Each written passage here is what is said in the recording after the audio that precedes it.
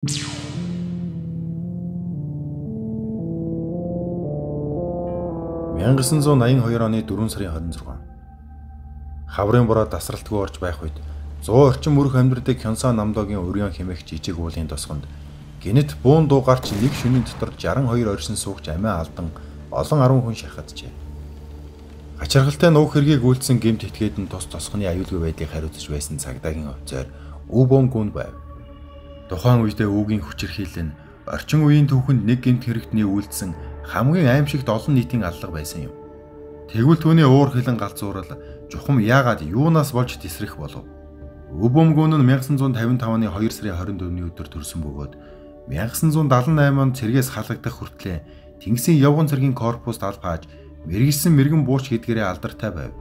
1981 оноос цагдаагийн газар албааж мэрэгэн буудах чадвараараа хөх ордны харуулаарч ажиллах боломжтой болжээ.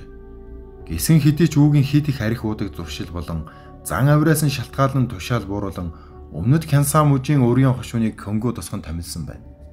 1982 оны 4 сарын 26-ны өглөө Үу найз бүсгүй чумаал сүнтэй маргалцснаас энэ бүх хэрэг явдал эхэлжээ.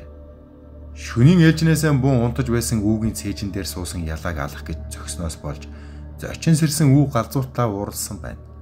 Ууралсан Үү гэрээсээ гарч цагдаагийн хилтэст очисон бөгөөд үдээс хойш 16 цагийн үед жижүүрийн мэдүүлэг өгсөн байв. Орой 19 цаг 30 минутын үед тэрээр гэртээ буцсан ирж найз бүсгүйгэн зодож эд хогшлыг нь эвдэс хүйтгэсний дараа цагдаагийн газраа иргэн ирж М2 карбин гарбуу болон 180 ширхэг сум 7 гар бөмбөг зэргээр зэвсэглэв. Энэ үед бусад офицерууд хуралд орсон байсан тул тэрээр зэвсгийн агаал руу хялбархан нэвтэрч чадсан байна. Ойролцоогоор 21 цаг 30 минутын үед Үү анхны хоригч болох 20 орчим настай залууг буудаж хөнөөгөөд ойролцоо барилах шуудангийн салбарт очиж ажлаа хийж байсан 3 хүнийг цааш харуулсан байна. Үүний дараа гэмт итгээд утасны шугам сүлжээг дастан гадаад ертөнцтэй холбогдсон тусламж дуудах боломжийг хаав.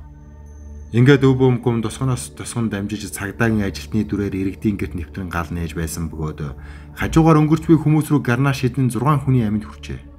Оройн 11 цагийн үед Үу 18 настай Кимийг барьцаалж хүнсний дэлгүүрээс ундаа авч өгөхийг тушаажээ. Хүссэн зүйлээ авсныхаа дараа Кимийг алж дараа нь дэлгүүрийн эзэн болон түүний гэр бүл рүү гал нээсэн байна. Дэлгүүрийн эзэн хөлөндөө шархтан зүгтэж чадсан боловч түүний эхнэр охин хоёр харамсалтайгаар амь өргөцсөн юм. Үүний дараа Үү Пхенчон тосгон руу очиж нэг гэр бүлийг байшин дотор нь гранат шидэн орвонгоор нь дэлбэлэн хөнөв. Ийхүү тэрбээр Өнгөө тосгонд 18 хүнийг, Пхенчон тосгонд 24 хүнийг хороосон юм. Хэдийгээр эхний буундуу гарснаас хойш хэдхэн минутын дараа цагдаагийнханд мэдээлэл ирсэн боловч 37 хүний бүрэлдэхүүнтэй багийг цуглуулахад 1 цаг зарцуулсан байна. Түүнчлэн гадаа харанхуй байсан тул түүнийг мөшгөд хэцүү байсан ч 8 цагийн дараа буюу 4 сарын 27-ны үрээр түүнийг сүн инсүү гэх фермерийн гэрт нуугдаж байгааг альвуулв.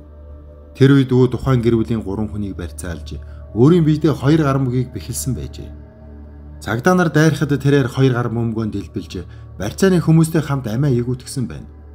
Ийхүү нэг шөнийн дотор 57 хүний амийг хороож 42 хүнийг шахтуулсан бөгөөд сүүлд шахаад алгүй 6 хүн нэмж нас барсан байна.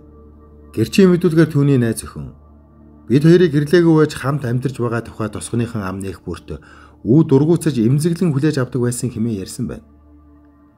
Мөн тухайн үед амьд үлдсэн хүмүүсийн нэг болох Жомбионтэй өвөө Үү энэ хэргийг урдаар төлөвлөсөн байсан. Түүнд одоогийн найз бүсгүйтэйгээ хамт амьдрахаас өмнө хайртай эмэгтэй байсан бөгөөд тэр эмэгтэй шуудангийн ажилчдын нэг паг хатгатай байсан юм.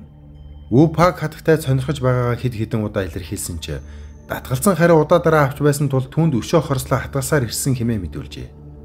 Энэхүү хэргийн дараа орон нутгийн цагдаагийн удирдлага бүрэлдэхүүнээрээ халагдаж 4 офицер ажлын хариуцлага алдсан гэх шалтгаанаар баривчлагджээ.